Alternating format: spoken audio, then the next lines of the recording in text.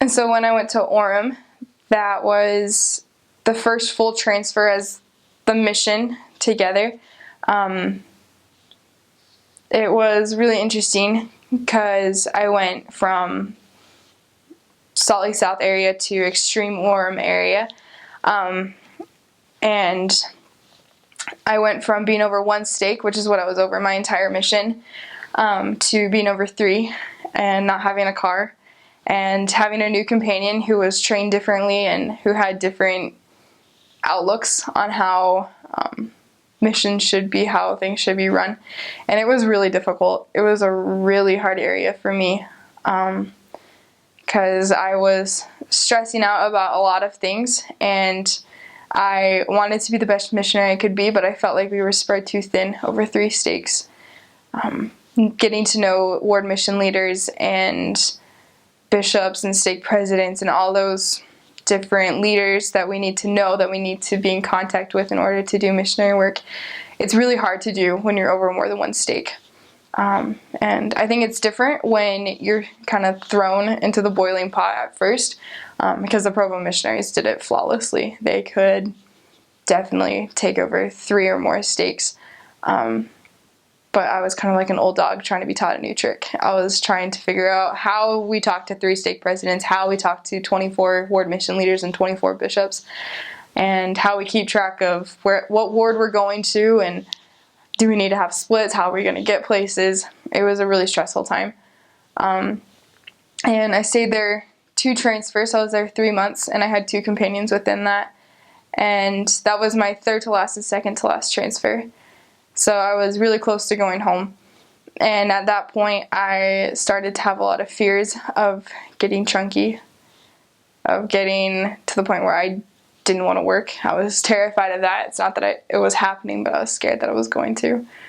But it never happened. The companions I had definitely helped me in that aspect of keeping the work going, keeping up with what I needed to do, and getting up in the morning, things like that. That was amazing. So my first mission president, he was very big on ward immersion, not just ward hopping, going to different sacrament meetings, see how many sacrament meetings you can get to a day, but actually going all 3 hours, letting the people see us, letting the people know who we are so they can trust us with their friends and family. And my second mission president was big on it too, not just ward hopping. But yeah, so that was really tough, and a lot of the times, I guess not a lot, but some of the time I wouldn't even see my companion all of Sunday. We would just go on splits with members and hit 7 wards instead of, I don't know, however many we would have hit it with being together. And then there's also like ward councils, and if we're invited to PECs, things like that. Really our day on Sunday, it's not a day of rest for missionaries, especially in Utah. We could be at church from 7 to 5 every Sunday, easily, especially when it's 3 stakes or more, even more than 1 stake, even. It's just crazy. But the Lord provides. He really does. I don't know how I did what I did when I did it, but it was all the man upstairs. My second companion I had in Orem, she's a rock star. She had only been out like 3 months, and she was just getting it. And so young single adult is like a gold mine. Like, there's people coming to UVU all the time, and there's just people coming in and out, and people from out of state, out of country who don't know about the church. They're everywhere in Orem because of UVU, and I assume for the Provo mission, like BYU is the same way. But for me, in the wards that I served in, there is a lot of part member families, a lot of wives who married non-member husbands, a lot of people who went less active and their 9-year-olds weren't baptized. If you are a good missionary, and if you are looking for it, you will find it.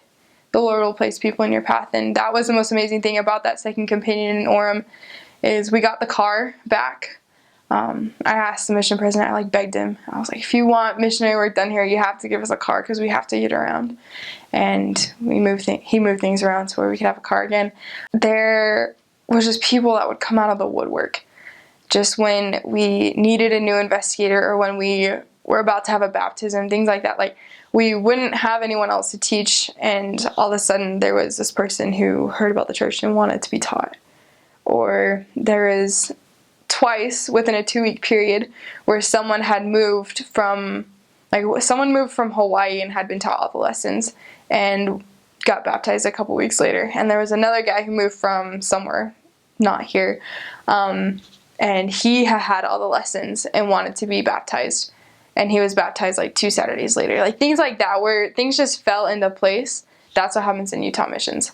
Things just fall into place so fast, and that happens a lot in Orem, in my experience at least.